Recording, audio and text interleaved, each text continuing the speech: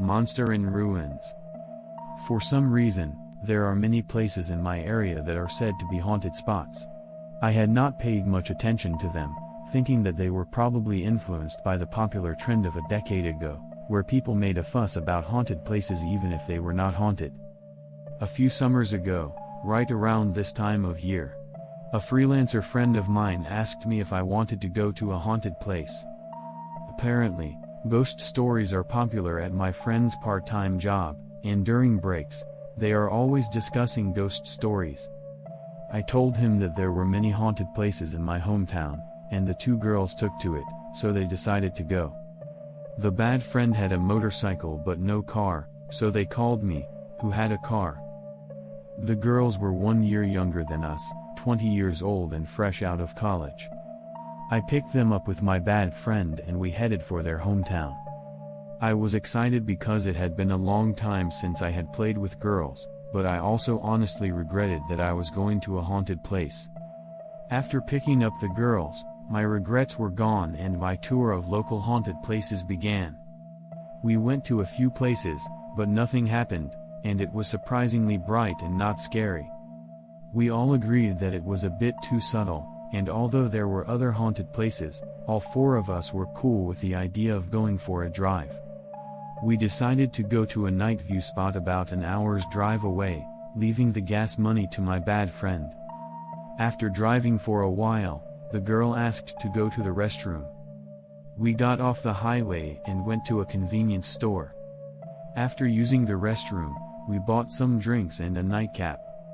I don't know about the city, but there are a lot of love hotels right after getting off the highway.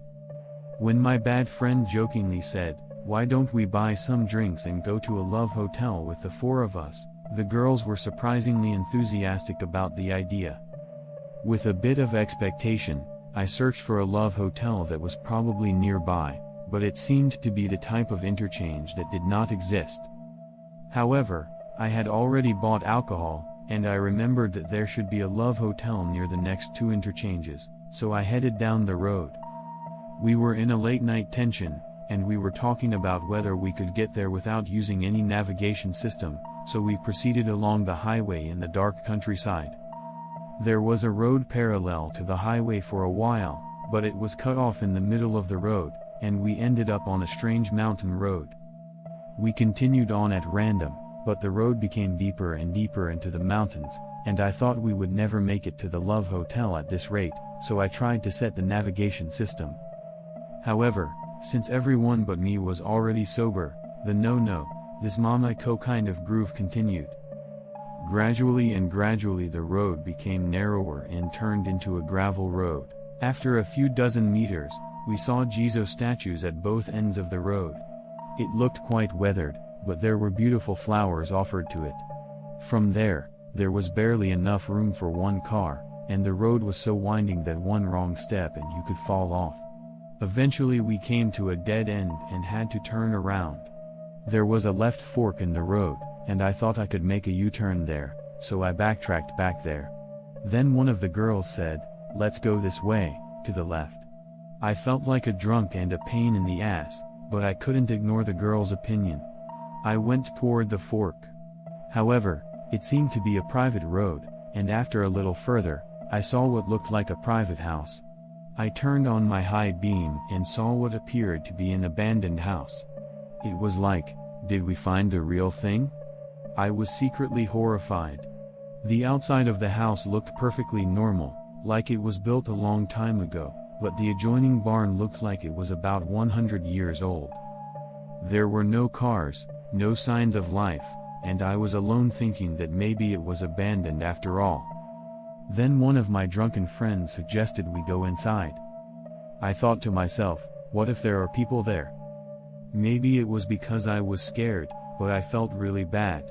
It was as if someone was holding us by the neck and holding us back. Like, you can't go. The three drunken musketeers started walking toward the house without hesitation. Naturally, the door was locked. I was relieved inside. Even though they were bad friends, they were not idiots who would break the window panes. I went around the house and went to the barn next. There was a large door at the front, locked from the outside. It was locked from the outside with a wooden stick that looked like a can opener. My bad friend pulled out the can opener. There was a clink sound. As you can imagine, a bill had been stuck on the can opener. All four of us paled on the spot. The bad friend dropped the canker on the ground and they all fell back. The door opened with a G sound.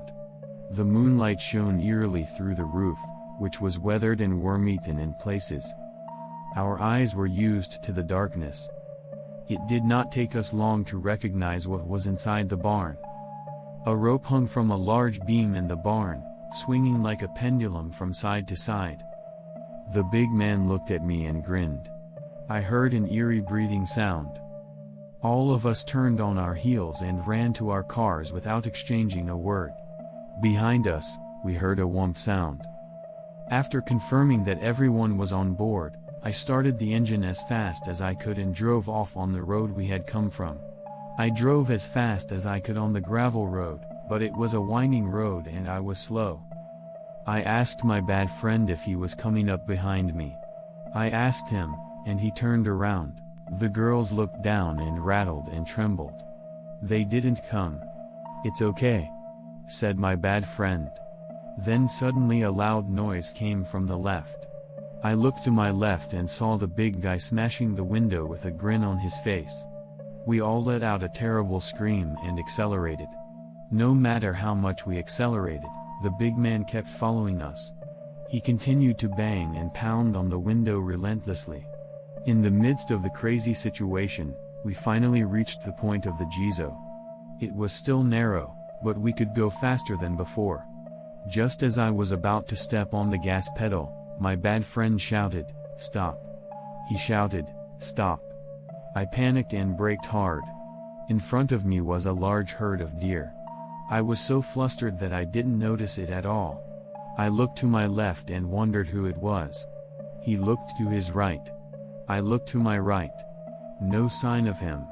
When I looked in the rearview mirror, I saw him, glowing dimly red under the brake lights, unable to come closer to this side of the road than the Jizo.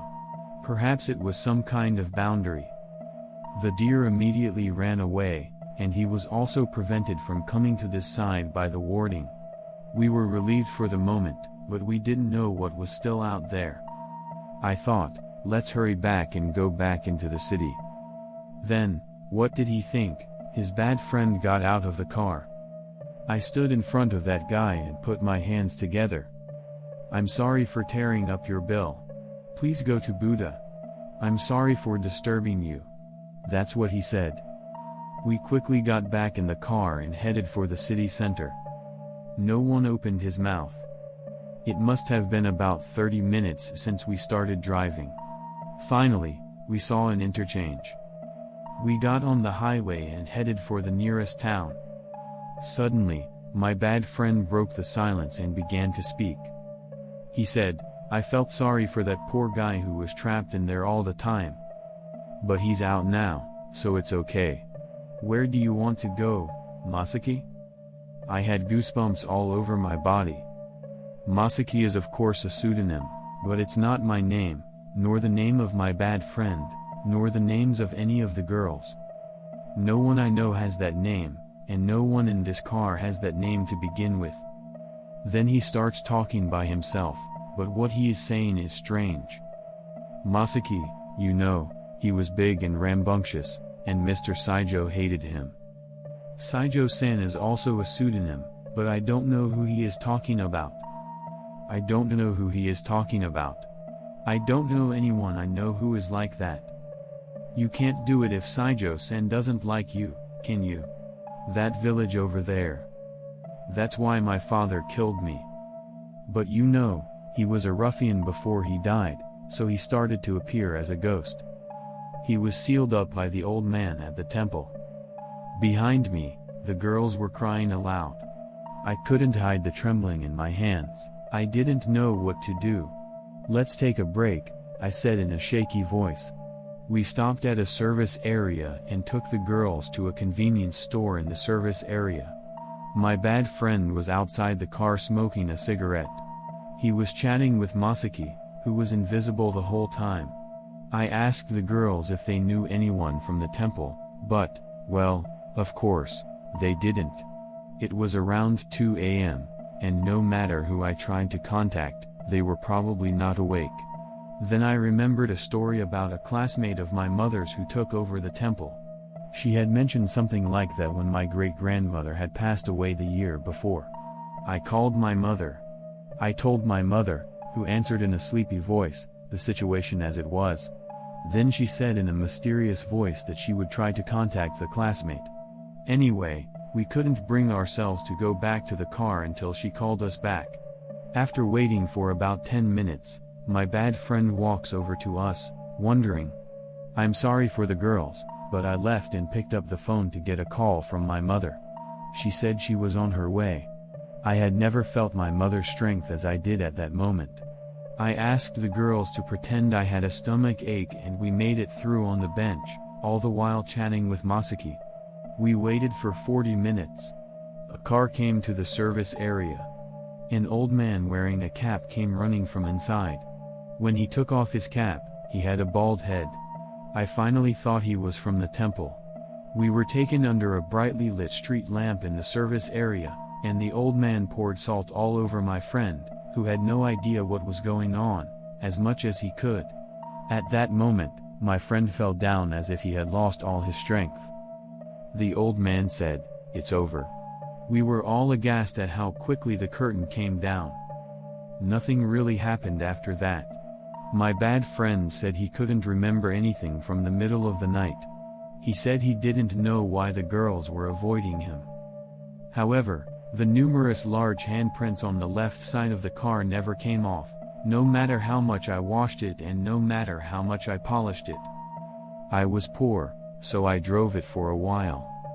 A few years later, I finally bought a new car and went for a drive with one of the girls from that time that I happened to see again.